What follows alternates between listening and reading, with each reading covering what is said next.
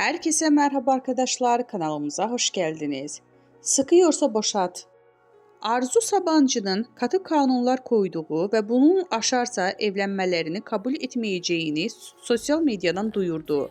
Hande Erçel müstakbel kaynanasına öyle bir cevap geldi ki, ünlü oyuncu Sabancı'nın yaparsan oğlumla evlenemezsin, evlenmiş olsam bile boşatırım diye haber yolladığı ilk kanunu önceden çiğnediği hem de ardından sosyal medyada ilan etti. Hande Erçel Arzu Sabancı'ya "Sıkıyorsa boşat" diye paylaşım yaptı.